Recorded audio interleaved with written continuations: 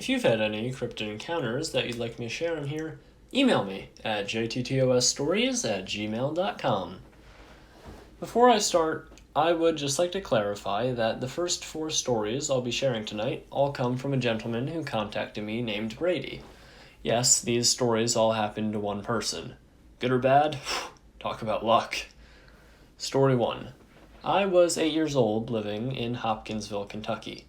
It was the summer of 2012, and it was a hot one. One summer night, I woke up at 11:30 to 12. I was sweating like mad, so I walked over to the window to crack it. That's when I saw something in the tree line by our stock pond. We owned no animals other than a small terrier, but the previous owners were commercial farmers. I watched for about 5 minutes before it emerged, and when it did, I was horrified. It was a wolf-like creature, about 6 to 7 feet tall, and partially covered in dark gray hair that shone in the light of the full moon. It walked out on 2 legs, then very quickly dropped onto all 4s, and ran the 100 or so yards to the stock pond in mere seconds. It drank for a while, then stood up on 2 legs again, and I got a really good look at it. The thing was horrible looking.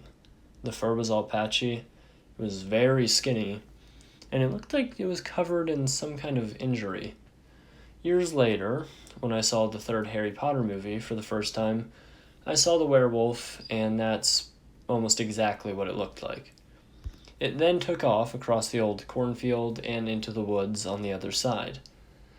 I had heard stories of the creature, but I never really believed them until that night. I heard a week later, while out around town with my folks, that there had been an attack at a nearby farm, and 3 hogs and a horse had been ripped to shreds. This was my first, but not last, encounter with the Dogman. The thing, almost every month ever since that first sighting, but I never got a good look at one of them until the fall of 2015, a month before we moved to Maine.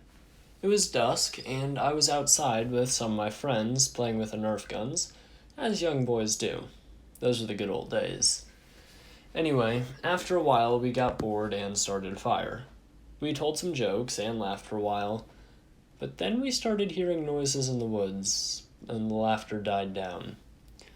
We all retreated to the woodshed and armed ourselves with axes, pitchforks, and whatever we could find before returning to the fire. About 10 minutes later, something rustled in the woods about 20 yards behind us, but no one dared to look and see just what it was. Finally, my friend Jeremy turned around to look, and the scream he let out could have brought down the barn roof. That's when we all turned around and saw the same creature I'd seen that night 3 years ago. Except either it gained a few pounds, or it was a different one, because this creature was pure muscle. It was on all 4s, sniffing around the barn, but when Jeremy screamed, the thing looked at us, stood up on 2 legs, and snarled. That's when my dad came into the house with his shotgun and screamed, "What in God's name is going on?" We all just pointed and screamed. Then he looked at it, yelled, "Go on, get!" and shot at it twice. It ran into the woods yelping, as I think it had been hit, and we all went inside and locked the doors. My dad sat in his chair with the shotgun the whole night, and I swore I could hear the scratching along the side of the house until daylight. Turns out, when we went outside the next morning, there were claw marks all over the side of the house. After that, everything was quiet until we moved, and I've never seen anything quite like that since. In 2017, 2 years after we moved to Maine, we went to visit my Meemaw for Thanksgiving. She passed a year ago, but when she was alive, she lived on Miller Hill Road in Dover, Massachusetts. If you know the area, you know that Miller Hill Road is a very, very long road with only a few houses that goes through an area of nature preserve, more specifically the Rice Conservation Lands and the Chase Woods. My Meemaw lived towards the end of the road, so it was quite a long drive to get to her house.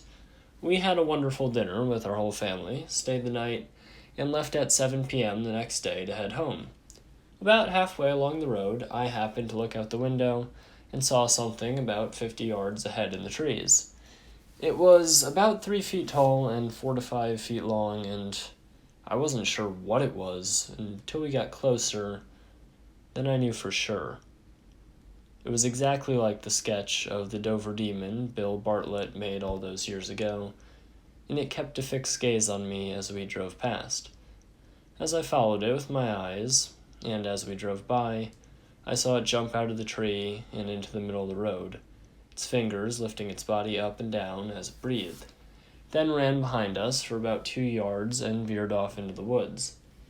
I didn't see it, or any signs of it, in the next 2 years we went to my Meemaw's, but I heard weird noises in the woods those last 2 times.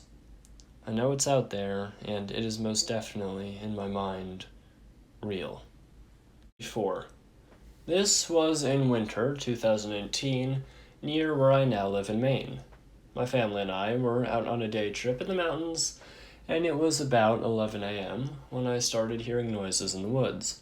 Branches cracking, leaves crunching, and I felt like I was being watched. This continued until we stopped for lunch at a waterfall at around 2. I still felt watched, but no more noises were heard for a few hours. I decided to hang back from my family so I could enjoy the peace and quiet, and just be alone in general.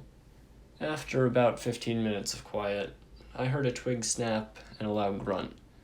I turned around, and about 10 to 15 yards behind me was, no doubt, a Bigfoot.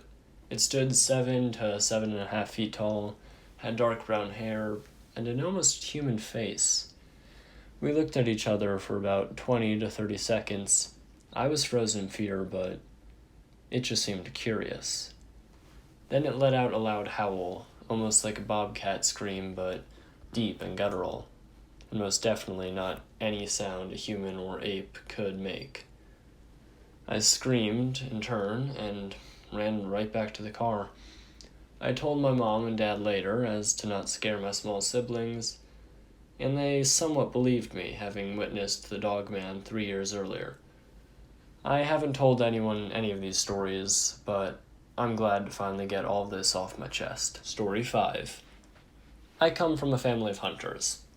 It was not uncommon for my mom and stepdad to go out early in the morning and not come back until well into the night on occasion. In rural Georgia, it's fairly common for landowners to lease out their acres for hunting to different folks depending on the seasonality and the type of hunting they're doing. And deer season for archers begins at the end of the summer. My mother had this story that I loved to hear as a child, and that as an adult had a horrifying twist. One afternoon, my parents struck out to hunt for the day. The land they leased that particular year ran along a power line route. These routes are clear-cut through woods and create a man-made field. A hunter can set their tree stands up in the thicket surrounding these fields and wait for grazing animals to come by. Around dusk, my mom started to look for my stepdad to come and pick her up.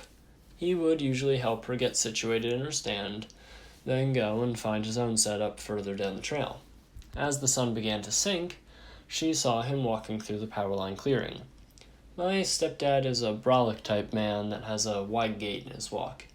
He swings his arms a bit as he walks. It's kind of similar to a caveman walk to me, and even in low sinking light, she could make out his silhouette and see that he was zigzagging from side to side of the clear-cut field. He'd obviously forgotten where they had set up her stand and was trying to find her, so she stood up and waved her hands to get his attention.